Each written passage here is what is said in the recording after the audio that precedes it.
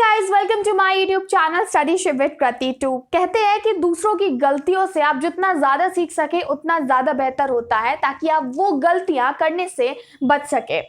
मैंने अपने class 12th में किस तरीके से प्रिपरेशन की और फिर जो मेरा बोर्ड एग्जाम का रिजल्ट आया, I get to know something कि मैंने कुछ बहुत ही बड़ी गलती की थी जो मैं आप सभी को बोलना चाहूंगी कि नहीं करनी चाहिए। फिलहाल तो सबसे इंपॉर्टेंट सवाल आप सभी के दिमाग में हो रहा होगा कि यार ये मैंने कितना स्कोर किया था 12th में। तो यार मैंने कितना स्कोर किया था इसके लिए तो आप मेरा व्लॉग देख लीजिए। क्लास 12th का जब मेरा रिजल्ट आया था तो मैंने व्लॉग बनाया था, link is given here, like probably यहाँ पे आई बटन आ रहा होगा, अदरवाइज आपको डिस्क्रिप्शन बॉक्स में और कमेंट सेक्शन में तो मैं अपने व्लॉग की लिंक डाल ही दूंगी। आप वहां पर जाके मेरी पूरी स्टोरी देख सकते हैं कि मैंने क्लास 12th में कैसे स्कोर किया था एंड कितना स्कोर किया था। तो हमारी वीडियो शुरू करने से पहले आपको ये इन्फो देना चाहूंगी, Studyship with Kriti started its crash course for class 12th history and political science students in which I'll be teaching these subjects into live session। तो ये हमारा कोर्स है, 2 महीने का कोर्स है। अगर आप इंटरेस्टेड हैं, व्हाट्सएप नंबर आपको कमेंट सेक्शन में मिल जाएगा, वहां पे जाइए, मुझे टेक्स्ट कीजिए। एंड अगर आप और डिटेल्स जानना चाहते हैं और रजिस्टर करना चाहते हैं तो जल्द से जल्द कीजिए, क्योंकि अभी हमने रिसेंटली एक नया बैच स्टार्ट किया है। Let's get started with today's video.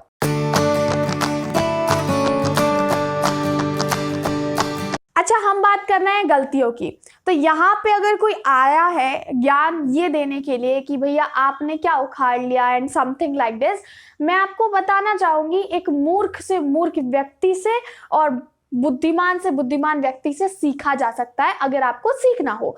मैं सिर्फ यहाँ पे ये नहीं बताऊंगी कि मैंने क्या स्ट्रैटेजीज अडॉप्ट की, वो बताने की जरूरत नहीं है। आप यहाँ पे जितने भी लोग हैं उन सब के पास अपनी अपनी स्ट्रैटेजी होगी अपनी प्रिपरेशन करने के लिए, ठीक है। मैं वीडियोस में जब बताती हूँ मैं इंडिविजुअल लेवल पे बताती हूँ, बाकी आप एज अ ऑडियंस बहुत सारे लोग देखते हैं तो बहुत सारे लोगों की अलग अलग स्ट्रैटेजी होती है। हम गलतियों की बात करेंगे क्योंकि गलतियां अगर अवॉइड कर दी तो मतलब नई चीज होगी कुछ। गलती सबसे बड़ी बात यह है कि क्लास 12th में जब आप आए, ये सजेस्ट किया जाता है स्टार्टिंग में रिवीजन कर लो और स्टार्टिंग में पूरा सिलेबस कवर कर लो और फिर बाद में रिवीजन करो। तो एटलीस्ट एक चीज आपकी क्लियर होगी कि आपने सिलेबस जो है वो कंप्लीट कर लिया, ठीक है। सिलेबस कंप्लीशन आपका हो जाता है।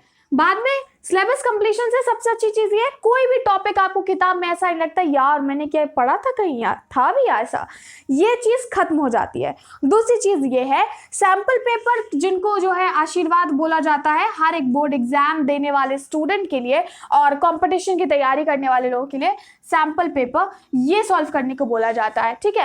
एंड फिर तीसरी सबसे बड़ी चीज जो बोली जाती है हम सभी को, वो है राइटिंग प्रैक्टिस। चाहे आप कॉलेज स्टूडेंट हो, आप स्कूल स्टूडेंट है, मैं कॉलेज स्टूडेंट हूँ, जो मास्टर्स कर रहे हैं, पीएचडी कर रहे हैं और इनफैक्ट आगे भी, सबका एक जो मेन पॉइंट रहता है ना, writing practice is most important thing.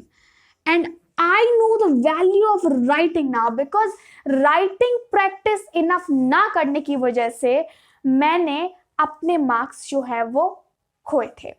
अभी मेरे हर सब्जेक्ट में कितने मार्क्स है उसका वीडियो बहुत जल्दी लाऊंगी और बताऊंगी कि मैंने क्या गलती की उस पर्टिकुलर सब्जेक्ट में, क्योंकि as being a YouTube content creator हमें हर एक चीज का कंटेंट सेव करना होता है। Yes, it's a trick. तो देखो, हम फिलहाल क्योंकि गलतियों की बात कर रहे हैं तो उसी पे फोकस करते हैं। राइटिंग की बात करते हैं। राइटिंग यार ये है कि आपको सब कुछ भी आता है ना, मतलब सब कुछ। मैं आपको एक चीज बताना चाहूंगी, भले ही मुझे कितना भी आपको लगता है कि यार मैं बहुत अच्छा पढ़ाती हूँ, हो भी सकता है कि बहुत सारे लोग कहें बहुत बकवास पढ़ाती हो, इट्स ओके, आपकी ओपिनियन है वो, बट जितना बोलने में और जितना लिखने में अंतर होता है ना, वो जमीन आसमान का अंतर क्रिएट कर देता है। बोलने में ऐसा हो सकता है जो इंसान बहुत अच्छा लिखता हो ना वो बोल ना पाता हो, और ऐसा अक्सर होता है जो इंसान बहुत अच्छा लिख लेता हो वो बोल ना पाता हो, जो बोल लेता हो वो लिख ना पाता हो। अपनी आंसर शीट में क्या ज्ञान आप डाल रहे हो, टीचर तो वही देखेगा ना। Teacher don't know personally who is Krati, don't know who is Priya, don't know who is Shubham, don't know who is Sobya, don't know who is Shruti। So like teacher को नहीं पता कि कौन सा स्टूडेंट कौन है, ना ही वो आपको पर्सनली जानता है, कुछ नहीं जानता। आपका जो फर्स्ट एंड लास्ट इंप्रेशन उसके ऊपर होगा वो होगी आपकी प्यारी सी answer sheet for that particular subject. अगर उस आंसर शीट में आपने थोड़ी सी इज्जत दी है उसको और आंसर्स प्रॉपरली लिखे हैं, इट मीन्स दैट वो थोड़े ध्यान से चेक करने वाले। और सच में बताओ तो टीचर इंटरेस्ट लेता है अगर थोड़ा डिसेंटली लिखा हो। आप भी कोई लापरवाही से लिख रहे हो, लापरवाही से ही वो चेक होगी, ये तो पक्का है। तो राइटिंग स्किल मैंने राइटिंग प्रैक्टिस ज़्यादा नहीं की थी, और राइटिंग प्रैक्टिस ना करने की वजह से क्या हुआ था, जो ड्यूरेशन थी ना, टाइम, मतलब मेरा पेपर पहला जो था वो इंग्लिश का था, तो 3 घंटे की मिलती है, मेरा 3 घंटे में नहीं हो पाया, एंड ये मेरा जो इंग्लिश का एग्ज़ाम है वो छूट गया था। तो जब मैं क्लासरूम से अपने निकली, ठीक है, एग्जामिनेशन सेंटर से निकली, तो हमारे पास, चूंकि हम ह्यूमैनिटीज़ के थे, ह्यूमैनिटीज़ स्ट्रीम के, मेरे स्कूल में 2 ही बच्चे थे और बाकी साइंस कॉमर्स के थे। एवरीवन इज लाइक कि आपको पता है लड़कियां जल्दी रोने लगती है इन सब चीज़ों में, तो girls start crying, some of my friends, मतलब they were just a classmate, I don't know them. तो क्योंकि मैं ओकेजनली स्कूल विजिट किया करती थी, मैंने देखा कि सब रो रही है, तो उन्होंने पूछा यार क्यों रो रही हो, मैंने पूछा एक्चुअली, तो उन्होंने कहा कि यार पेपर छूट गया। मैंने कितने नंबर का, उसने बोला 5। मैंने कहा ठीक है। फिर किसी ने मुझसे पूछा यार तुम्हारा हो गया था क्या, मैंने कहा नहीं। तो उसने कहा कि भाई कितने मार्क्स का छूटा है, मैंने कहा छोड़ो। कहा कितने का, तो मैंने कहा यार छोड़ो, इंपॉर्टेंट नहीं है, अब हो गया है, नेक्स्ट पे फोकस करो। But literally I left for 20 marks. So मेरा 4% तो यहाँ पे आपका गया ही, ठीक है। मैं लेकिन उस वक्त रोई नहीं थी, मेरे आंसू ऐसे नहीं निकलते और मैं इतनी जल्दी उदास भी नहीं होती। मैं थोड़ी सी इन मामलों में, खासकर एग्जामिनेशन के मामलों में और पढ़ाई के मामलों में चिल हूँ। इट्स लाइक हो गया तो अब क्या किया जा सकता है। अभी 4% हो गया, और अभी रिसेंटली का ही केस है, BA ऑनर्स पॉलिटिकल साइंस में कर रही हूँ, सेकेंड ईयर है। हमारी वेबसाइट, हम लोग क्योंकि ऑनलाइन एग्जामिनेशन देते हैं और ऑनलाइन एग्जामिनेशन के बहुत सारे पंगे हैं, तो अभी एक और पंगा हो गया। आई एम लाइक चिल, कि हो गया तो हो गया, better to focus on the next. तो राइटिंग प्रैक्टिस अगर आप इनफ नहीं करते हैं और आपने ड्यूरेशन के साथ नहीं किया, तो आप सफर करने वाले हैं। दूसरी चीज ये है, जो डिफिकल्ट सब्जेक्ट रहते हैं ना, ऑफ कोर्स हम क्या करते हैं उनमें, डिफिकल्ट सब्जेक्ट में रट्टा मार लेते हैं। जैसे कि मैं ऑनेस्टली बताऊं, I find geography quite difficult, ठीक है। अभी मैं पढ़ा सकती हूँ वो आपको, मुझे कोई दिक्कत नहीं है, मुझे इसका इन्फो भी है, लेकिन मैं आपको हर बार बोलती हूँ ना कि उतना कॉन्फिडेंटली नहीं पढ़ाई जाती है। तो आपको कोई भी सब्जेक्ट, आपका फिजिक्स होता है, केमिस्ट्री हो सकता है, economics, accounts, business studies, what ever subject you consider, आपको लगता है वो डिफिकल्ट है, डिफिकल्ट को रट्टा मत मारो, क्योंकि रट्टा मारने से घबराहट में हम वो भूल जाते हैं।